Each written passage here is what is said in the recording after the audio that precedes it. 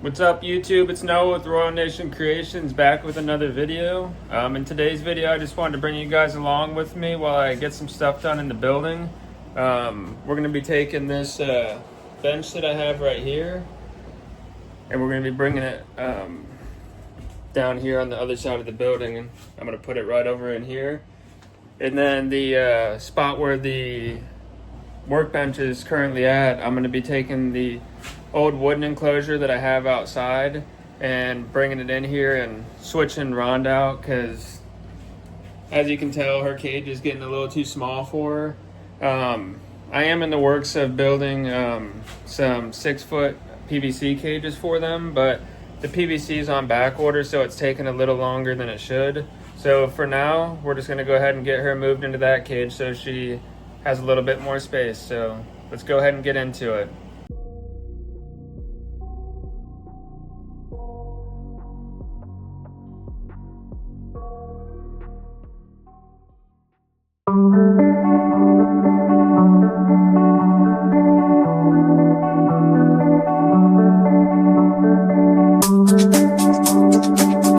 Alright guys, I just got all finished up with getting everything moved. I had to cut the time lapse short because I had to run out and grab some new mulch because I wanted to replace all the mulch in their cages. But as you can see, I got Rhonda all set up in her new cage.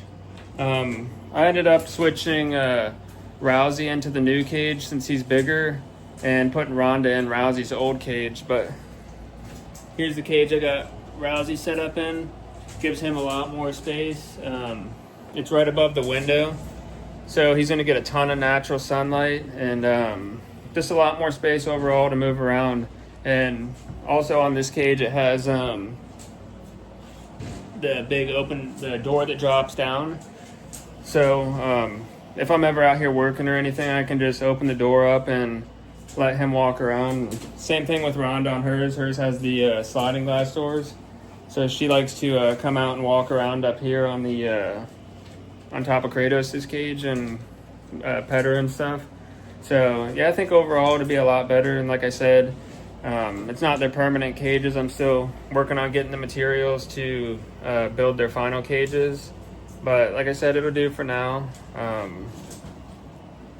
Luckily Rousey, he used to when I'd move him to a new cage, he'd get like super defensive and stuff, but he seems like he's broke past that and he's just overall super tame now. And I think it's awesome because when I first got him, he was super defensive, and he's gonna do that now. He's gonna prove me wrong. He'll do the head bob and everything, but as soon as I go in there to pet him or anything, he's fine.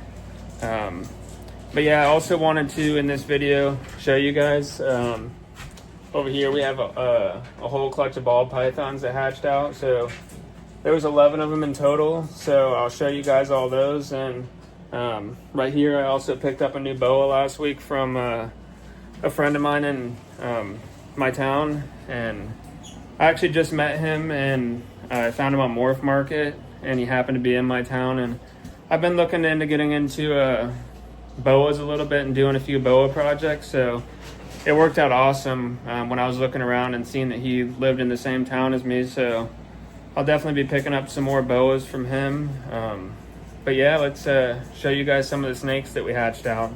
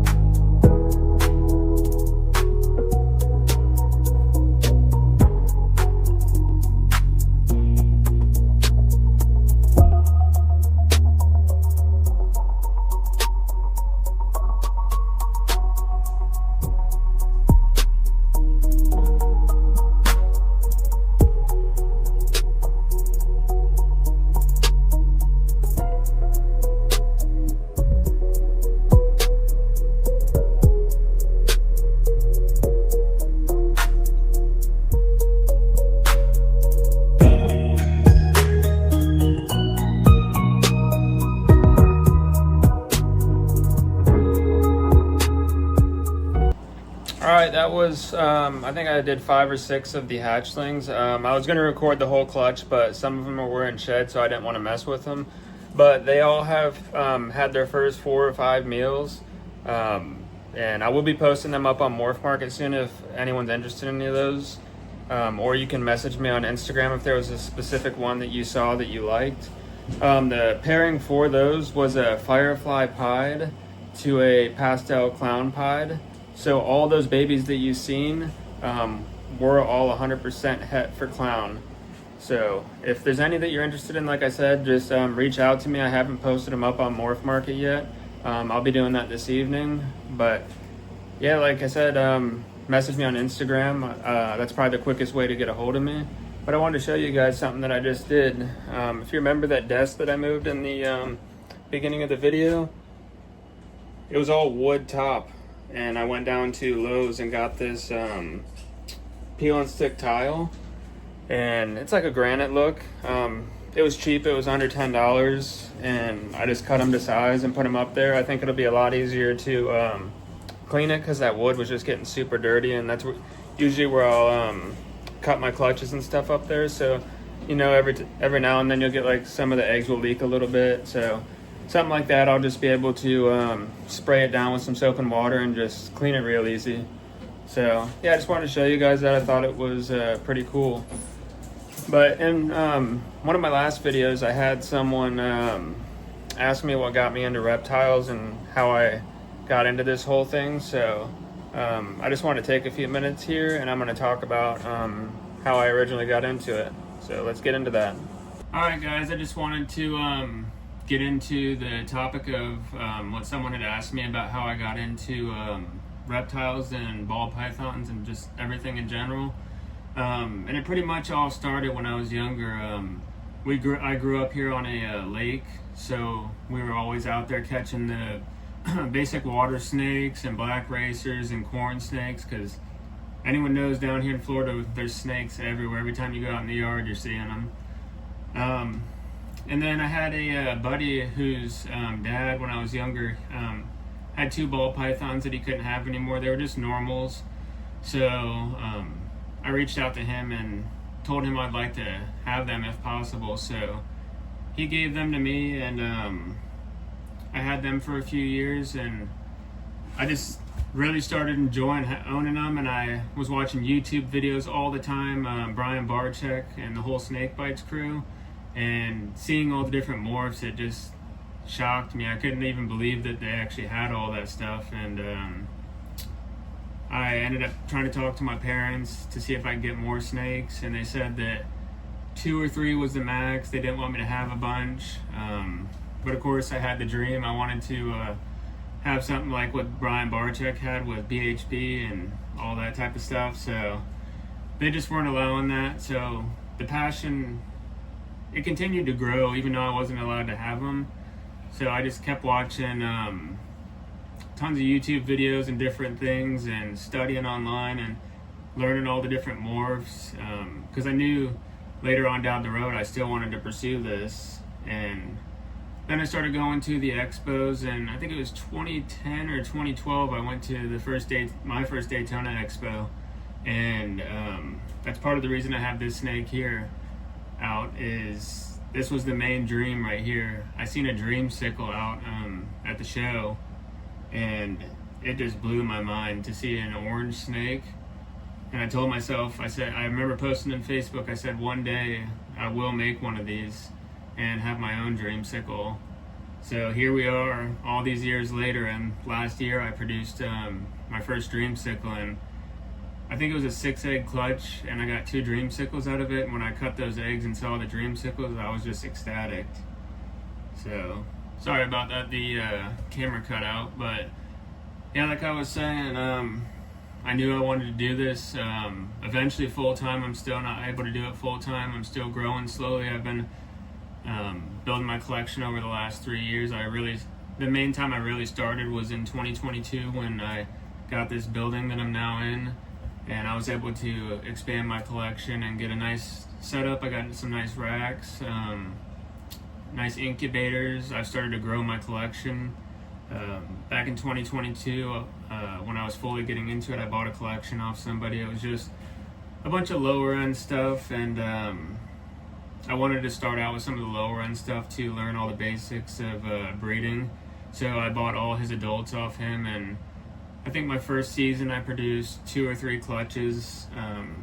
Like I said, it was just a learning process, and I had a few people help me along the way and show me basic stuff like ultrasound machines, just things to look out for. And then I think my second season I did 8 or 9 clutches. So I'm slowly growing. But yeah, like I said, I'm happy I went that route with starting out with a little bit lower end stuff just to learn the basics. But I will say, with doing that, I had a very hard time selling a lot of that lower end stuff. People just don't really want that stuff as much right now. They're going for a lot of the higher end stuff. So I've started to, I pretty much sold all that stuff off, and I've started to move into a lot of the mid to high range stuff. I don't have nothing too crazy, but that's the goal though, is slowly get this stuff and just build up the collection. And I can't wait to see where I'm at 5 or 10 years from now, because there's no slowing down. It's full force ahead. It's a dream, and that I will continue to chase. But yeah, the main person that I would say inspired me was definitely Brian Barczyk. I could just sit there all day just watching his videos. I've probably seen all his videos 1 or 2 times. I just loved watching them. But yeah, like I said, this snake here was definitely the dream, and I now have it, and I plan on adding more genes to it to make it even better. But I appreciate all you guys watching. That's pretty much going to do it for today's video. I do have a lot of eggs that I'm expecting to hatch here within the next few weeks, so I will definitely get some videos out of that for you guys and show you what we end up getting on the odds wise for those. And I have, I think, 3 more females that just did their pre-lay sheds, so we'll be getting some more eggs soon as well. But yeah, things are definitely fun around here, and I enjoy getting home from work every day and looking after the animals and just taking care of them. So I appreciate you guys all watching, and we'll see you guys in the next one. If you don't mind, like, comment, subscribe, and share. It helps out more than you know. And we will see you guys in the next one. Everyone have a great day. Thank you for watching.